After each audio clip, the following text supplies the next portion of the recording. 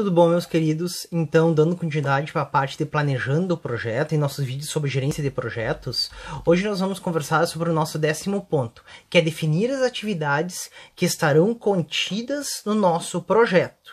Lembrando que para definir as atividades é importante ter a definição do escopo que nós realizamos nas etapas anteriores, e tem aí nos vídeos anteriores para vocês assistirem. E se tu quer saber mais, fica ligado no vídeo.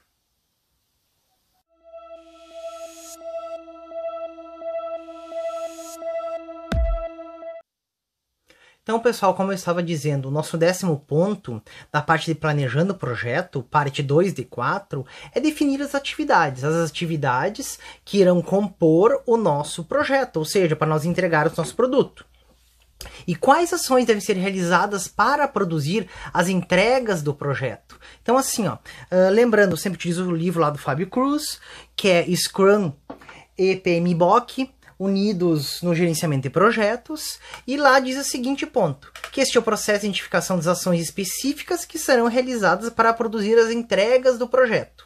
Então, na etapa anterior, na verdade, há 2 etapas antes, nós criamos a estrutura analítica do projeto, no qual nós tínhamos pacotes, que nós podemos criar pela regra dos 4/40, que não, um pacote não ser menor que 4 horas de trabalho, nem maior que 40, mas lembrando que para criar as nossas atividades, são as atividades que vão estar presentes lá no nosso backlog do produto.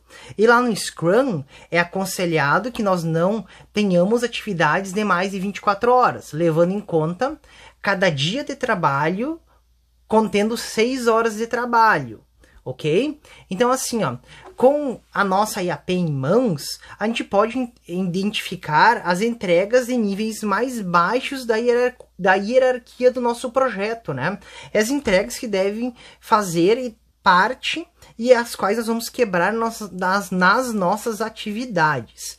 Então assim, aqui eu vou falar de uma forma, depois eu vou dar uma perspectiva um pouquinho diferente para vocês.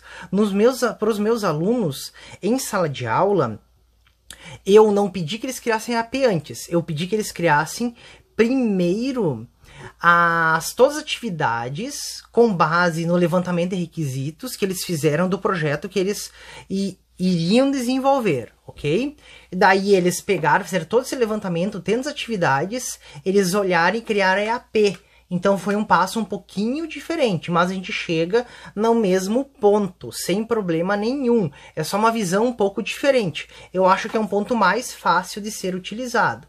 Então assim, o nosso material sempre tem como vocês já estão acostumados, entradas, ferramentas e saídas. Então como entrada, nós vamos usar nosso plano de gerenciamento cronograma e a linha base do escopo.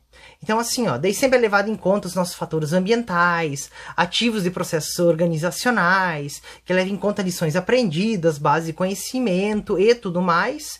E para ferramentas e técnicas, a gente fala na parte de decomposição, que é a parte mais importante. Então ali nas entradas, nós olhamos lá para o nosso cronograma e para a linha de base de escopo, que é obtido no processo de criar a EAP, estrutura analítica do projeto, né?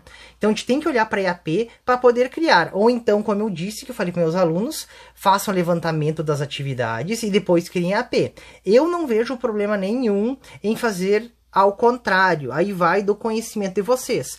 É que às vezes é mais fácil vocês criarem EAP com pacotes maiores de trabalho do que criar atividades bem quebradas para o nosso backlog do produto. Mas assim, como em engenharia de software, as aulas de engenharia de software, a gente já conversa muito sobre a questão de licitação de requisitos, de atividades pequenas para serem utilizados no backlog do produto, e depois eles fazem disciplina de gerenciamento de projetos.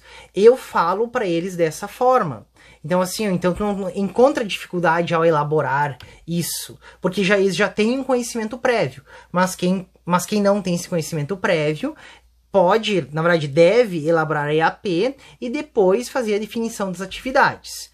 E como eu disse, aqui nas partes da decomposição, o gerente ele vai então realizar a decomposição dos pacotes de trabalho, que são aqueles pacotes maiores que nós vamos criar em atividades menores.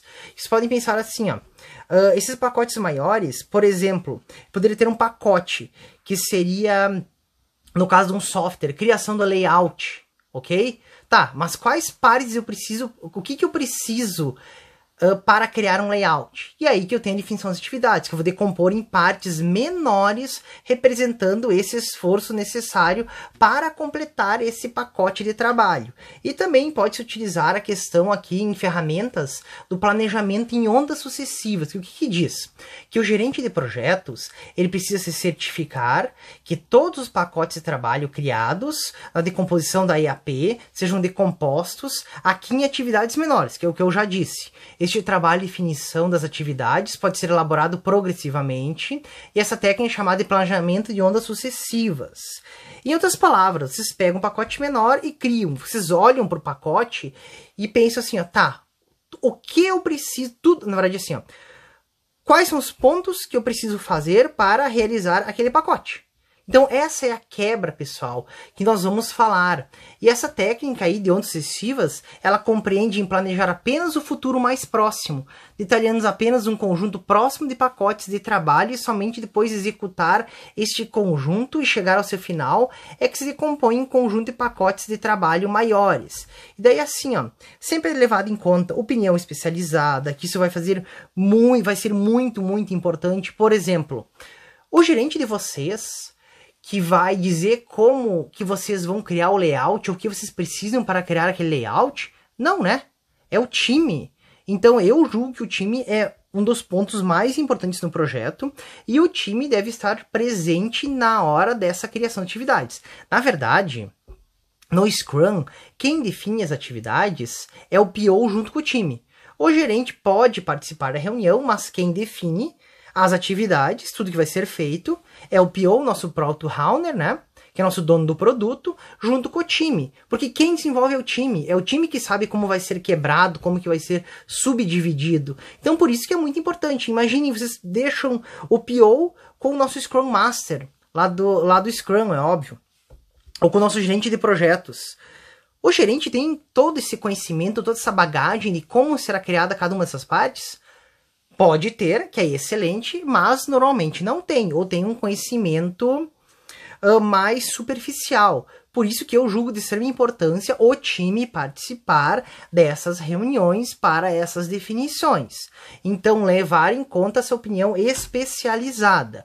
E aí, como saída, nós sempre temos a lista de atividades e atributos da lista de atividades. Então, a nossa lista de atividades não é nada mais que o nosso backlog do produto. São todas as atividades as quais vocês irão realizar para poder entregar o produto, desde as atividades de gerenciamento.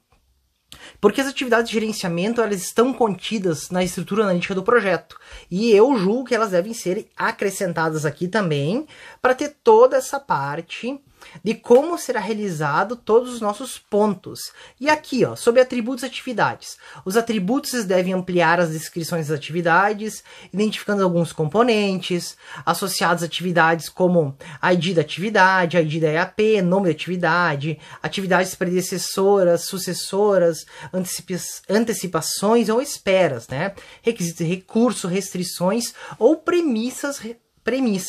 E é responsável pela atividade entre os atributos. E também pode ser criado a lista de marcos. Então assim, ó, nossos milestones, nossos marcos, que é sempre um evento significativo no projeto. Eu sempre digo com meus alunos o seguinte ponto. Na verdade assim, ó, em quais pontos do projeto de vocês vão apresentar alguma coisa para o cliente de vocês? Então, esses são os marcos de vocês, que vocês podem pensar dessa forma. Eles são obrigatórios? Eu julgo que eles são obrigatórios. Porque assim, ó, para ter o acompanhamento, já que no Scrum o cliente deve estar muito próximo, e vocês devem ter marcos definidos até para ter uma ideia da conclusão do projeto, apesar de vocês poderem avaliar lá pelo burn down do produto ou burn down da sprint, mas os marcos eu julgo que são extremamente importantes, que são os pontos de entregas, o que vocês vão apresentar para o cliente de vocês. E aí vocês têm que pensar em quantos marcos vocês vão criar para os projetos. E sempre é considerado como marco zero o início do projeto, né? Só para identificar quando iniciou o projeto, e depois vocês vão ter os referidos outros marcos. E essa parte de definir as atividades, eu pego e paro por aqui, porque o nosso próximo vídeo é sobre sequenciar as atividades, ou seja, a priorização dessas atividades, o que deve vir primeiro, o que deve ser realizado primeiro ou não. Isso a gente fala muito no Scrum, inclusive aí no canal tem um vídeo sobre Scrum que eu falo sobre a questão da priorização. Essa priorização no Scrum ela é muito importante porque lá na nossa primeira sprint nós devemos colocar atividades condizentes para poder sempre ter um incremento no nosso produto, né? Então assim, ó, vocês não vão colocar uma atividade que ia ser realizada lá no final, vai colocar no início, para ela ficar sem contexto nenhum, e alguém vai realizar ela e literalmente ela ficar jogada lá esperando por uma atividade sequencial dela. Então assim, ó, a gente definiu aqui as atividades, o processo de definição das atividades, eu julgo ele de extrema importância. A gente sempre faz lá em sala de aula, a gente conversa e bate muito papo sobre essa questão do levantamento dos requisitos que são utilizados para definir atividades. Lembrando que cada projeto, cada gerenciamento de projeto é diferente, mas sempre tem atividades que estão presentes em todos os projetos. Por isso que tem muitos estudos, né, na área da adaptação de processos de software e tudo mais, que na verdade é um esqueleto de pontos que sempre vão estar presentes em um projeto ou na construção de um software para gerar um produto. Então assim, ó, eu julgo de extrema importância. E definir atividade não é nada mais que pegar a nossa IAP, quebrar ela em todas as atividades necessárias para entregar aquele pacote da IAP. Ou então, se vocês já têm um conhecimento prévio e têm um conhecimento sobre levantamento de requisitos e sobre o Scrum, vocês podem fazer como fiz com meus alunos, que eles primeiro definiram as atividades para depois criar a IAP. Mas aí vocês têm que ter esse conhecimento, vocês têm que ter esse know-how, é óbvio. Então, pessoal, esse vídeo a gente fecha por aqui. E se tem alguma dúvida, por favor, coloquem aí nos comentários. Aproveitem e dão um curtir, se inscrevam no canal, ativem as notificações para receber os próximos vídeos. E se tu quiser saber mais, continue ligado no canal. Abração para todos!